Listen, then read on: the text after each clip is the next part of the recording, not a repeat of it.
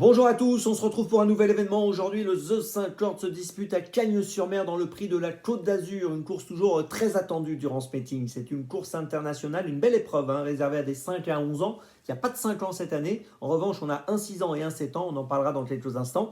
Deux poteaux de départ, 2925 mètres, 2950 mètres, 8 au premier poteau, 8 au second poteau, 16 concurrents en tout dans cette course qui s'annonce ouverte. Beaucoup de possibilités, on va en parler dans quelques instants.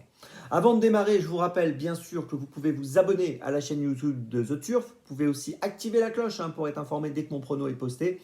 Et puis n'oubliez pas, c'est important, le jeu responsable, les mentions qui sont ici en bas. Allez, j'y vais. Mon bon choix en 6 pour ce The 50 et tous les paris associés, jeux simples, jumelés, trio, etc. Mais écoutez, j'ai retenu en tête le numéro 15, Eric The Hill, qui est un cheval que j'aime bien, qui reste sur une deuxième place dans le prix de Bar-le-Duc à Vincennes derrière Ibiki de Well. Sa performance était très bonne ce jour-là. Il a gagné le prix du Languedoc auparavant au mois de novembre à Vincennes. Il est associé à Franck Nivard. Il me semble avoir le profil idéal pour jouer le premier rôle. En deuxième position, j'ai placé le 10 Bordeaux-S. Alors c'est le gagnant de l'édition 2023 de cette course. Il a gagné à Cagnes-sur-Mer durant ce meeting le Grand Prix de Noël au mois de décembre, c'était le 22 décembre. La performance était bonne.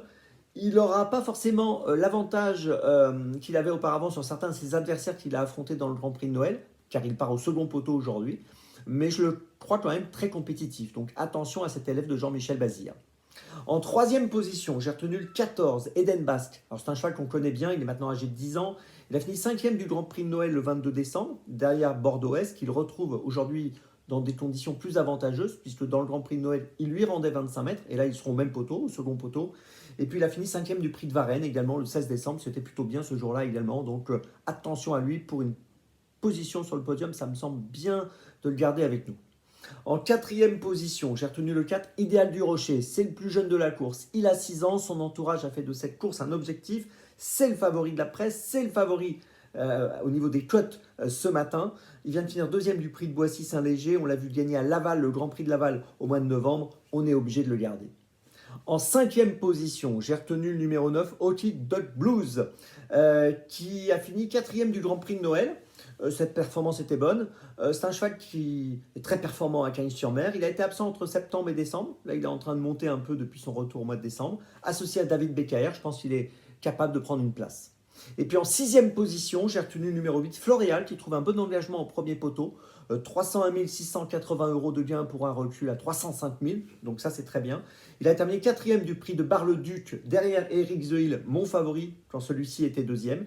Il a fini deuxième du prix de Poitou-Charentes au mois de décembre. C'est bien également à Vincennes. Donc logiquement, c'est un concurrent qui doit pouvoir jouer un bon rôle au premier poteau. Je vous résume mon choix en 6 pour ce The 50. Le 15, le 10, le 14, le 4, le 9 et le 8. Départ de la course à 13h55. On se retrouve maintenant demain pour Deauville. Et d'ici là, avec The Turf, ça va aller.